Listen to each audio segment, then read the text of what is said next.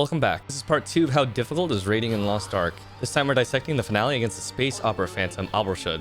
As a disclaimer, if you're trying to face this boss in the future blind, you should stop watching this video as it contains fight spoilers. Otherwise, this is kind of like a guide, but a really terrible one. The video is just meant for entertainment for people to hear about mechanics that aren't obvious by just watching the gameplay. At the time of recording, this is the highest level encounter in Lost Ark and the most mechanically complex fight to date. Phase 6 is a 20 to 25 minute endurance battle against 28.5 billion HP split across 250 health bars. If you made the DPS check in the previous fight in Phase 5, your damage is sufficient to clear Phase 6 since there's more damage uptime and a longer fight timer.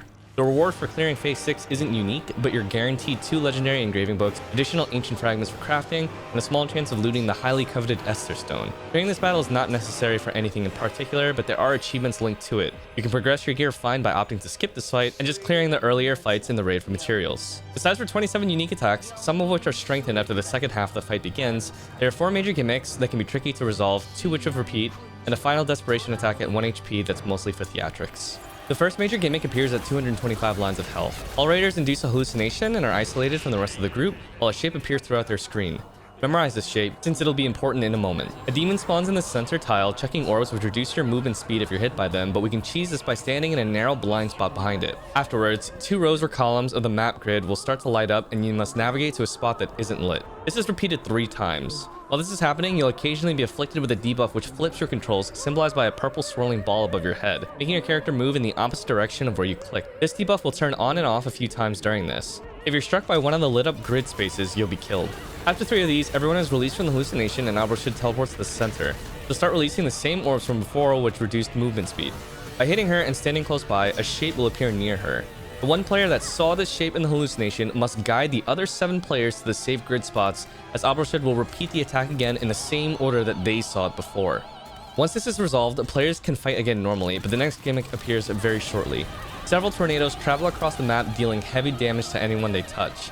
A few players have a debuff that can be removed if a tornado touches them, but it's important that they don't remove it. If the player still has the debuff and it naturally expires, they're sent to another plane where there's a single black orb. They have a few seconds to destroy it.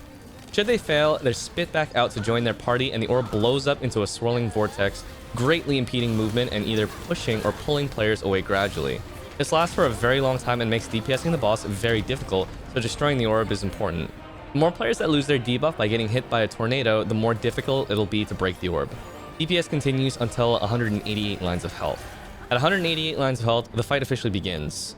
Alborshud teleports to the center and a brief intermission plays. Meteors are summoned in and each of the players is marked sequentially 1 second apart from one another. The raid map is split into a 3x3 grid. Each grid space has 3 HP. When a blue meteor lands on any of the spaces, it reduces the tile's HP by 1.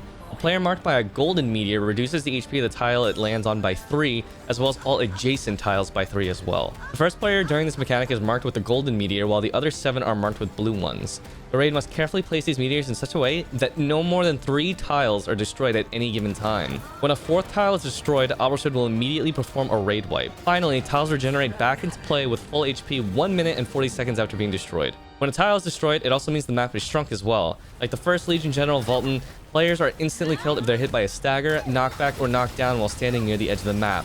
You can fall off the map by getting knocked off, but fortunately the game doesn't let you just walk off. After resolving this mechanic, blue meteors will begin to fall on random party members every 1 minute, while golden meteors will select a random party member at specific HP intervals, the next which happens at 137 lines. After 188 lines though, the boss becomes considerably more dangerous. Our moveset is expanded to include several heavy knockback attacks that are designed to smack players off the map. These are the yellow telegraph attacks.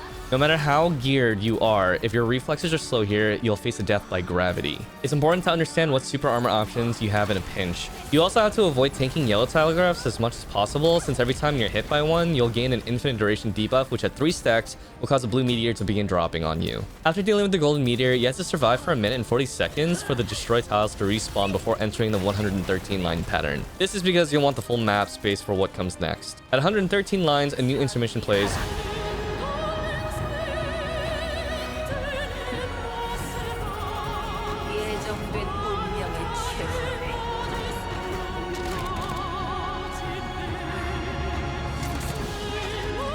Players navigate to the center and position to dodge a quick pizza attack and then divide themselves to different parts of the map to avoid the giant palm slam in the center. A black hole forms that gradually pulls players towards it, and a huge number of red orbs begin flying in from outside of the map towards the center. We can use Esther's Shandy here, which is kind of like a party ultimate or a limit break if you're coming from Final Fantasy XIV, to slow down time and assist with dodging these. The red orbs deal heavy damage and inflict a debuff on the player if they get hit by it. At 3 stacks of this debuff, the player dies. At the same time, gold orbs will fly in as well. All players have to collect 2 of these in order to survive the explosion at the end. There will also be 4 smaller black hole orbs on 4 of the tiles. 4 players have to each enter one of them right before the pattern ends to avoid getting sucked into the center and pulled into another dimension. You have to time this carefully, as entering the orb too early won't protect you from getting pulled in. If performed successfully, 4 players get pulled into the center and sent to a separate plane on the same map, while the 4 that enter the small black orbs stay in the original plane with Albrashut. 8 phantoms of Albrashut appear in the original plane, and the 4 players outside must run close to each of them. If any of the clones turn clockwise or counterclockwise, you've got to notify the team on the inside where that clone is, usually with a ping. This lets them know that the clone will appear on their side shortly at that position. The clone that turns clockwise will appear on the other side and must be neutralized within 2 seconds, while a clone that turns counterclockwise must be countered. When the clone is dealt with properly, it drops a golden buff that gives the player in the inner dimension a shield that lets them survive the explosion at the end. Of the 8 clones, 2 will turn, and this repeats in a second wave for a total of 4 clones and 4 shields when dealt with properly, allowing all 4 players inside to survive. If a clone isn't properly countered or neutralized, not only is a player guaranteed to die since they won't have a shield, the clone also drops a blue meteor on the tile that they were on, potentially destroying it, which can kill players on the outside as they won't be able to see the meteor itself. The entire mechanic takes place on 2 versions of the same map, and so quick communication and cooperation is needed for everyone to survive this. From this point onwards, most of Albrashut's random attacks have been strengthened and have additional mechanics that you'll have to deal with. The next gold meteor appears at 87 lines. At 66 lines, tornadoes will appear again, and the debuff players once again have to destroy the orb to prevent the vortex from spawning. A spawn vortex is especially deadly at this stage of the fight, where Albrashut has her expanded, strengthened moveset. There's one final golden meteor at 37 lines. After you deal with it and reach 28 lines, the Dream World pattern repeats, and you must once again memorize the shape and the safe spots to navigate to. As part of the map is destroyed at this point, it can be tricky to navigate from one side to the other, but if you manage to prevail at this point, you're on the home stretch. At 25 lines, Albrashut will destroy the 4 corners of the map. She'll no longer kill the entire raid if more than 3 tiles are broken. However, as blue meteors are still spawning, the map will gradually get smaller until only the center tile remains. The goal is to bring her down to 7 lines of health before this happens, as the smaller the map is, the more likely people are to get knocked off. At 7 lines of health, the final major gimmick begins. In an act of desperation, Albrashut will begin to summon one last giant meteor designed to wipe out the party.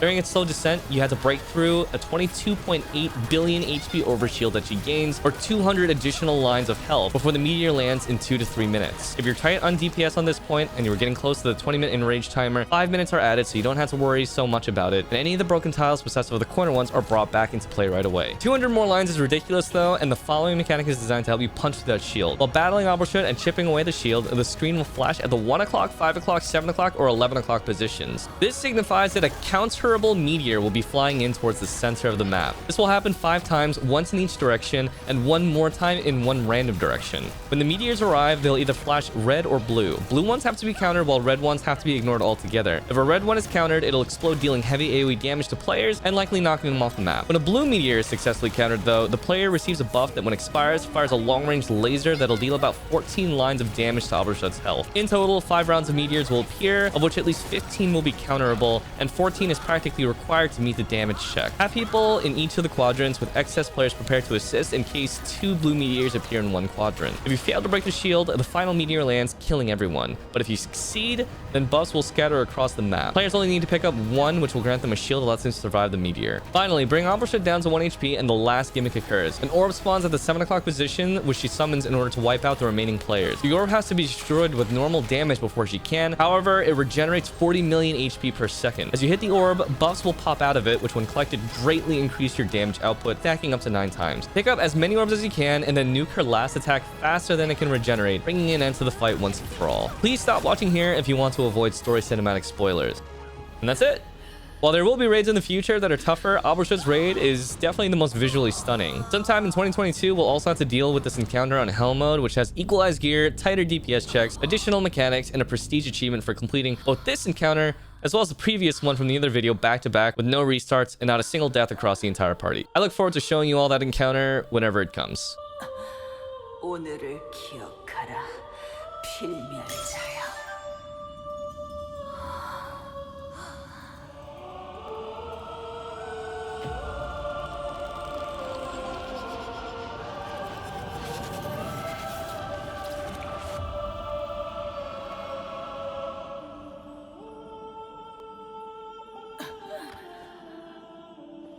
곧 절망의 밤이 도래할 것이니 그때가 되면 목도하리라.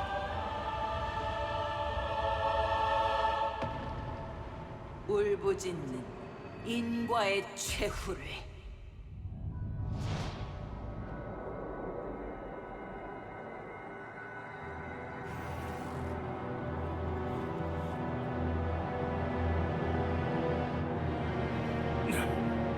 아니, 여기는...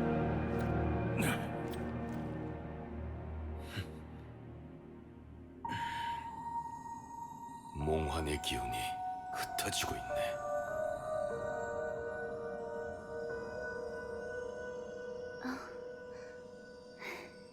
아브레슈트.